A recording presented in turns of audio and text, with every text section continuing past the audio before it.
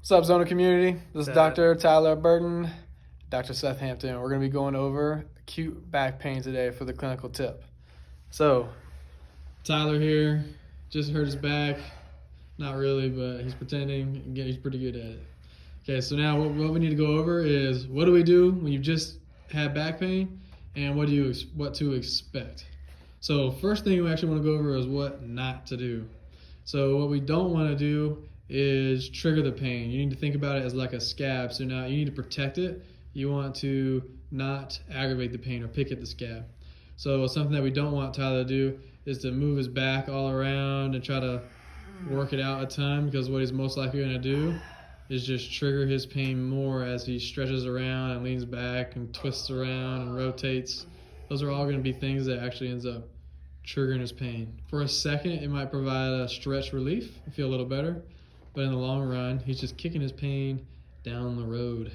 The other thing we don't want to do is stretch his legs. So a lot of people, especially on YouTube, you'll see you need to stretch your hamstrings. But once again, all that does is further aggravate the nerves that might be sensitive from the injury that just happened, or aggravate the disc. And most commonly when you have acute back pain, the source is the disc in your spine. So we got to take care of that disc and help it to heal. So what do we do instead when you're in pain? Well, a major thing we want to do is find a good recovery position.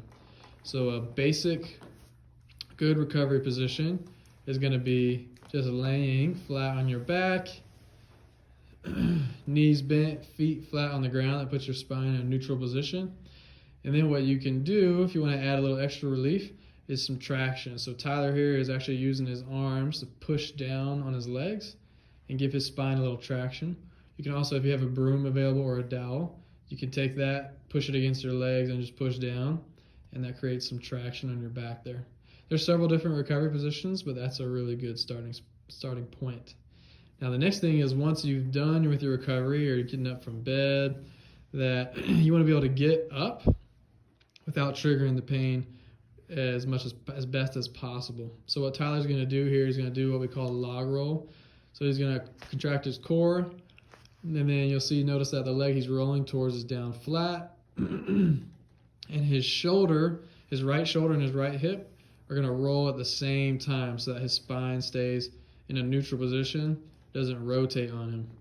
And he's using that right foot, to help push his hip forward. Okay, so now he's going all the way over to his side.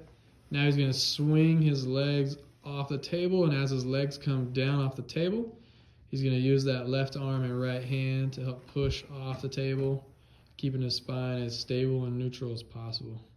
So everything you do, getting up is a really key one. You want to try to keep your spine as stable and still as possible. He's going to go back down the same way he came up. Boom. So if you can the more you can keep your spine stable as you move and still, the less you trigger your pain, the quicker everything will heal. Typically the first few days after acute back pain, no matter what strategies you do, are still going to be a little rough, but this will make it easier, make the healing happen quicker, so you can be done with it in a week or two. That's it for the clinical tip. Nice work, Tyler. Thanks.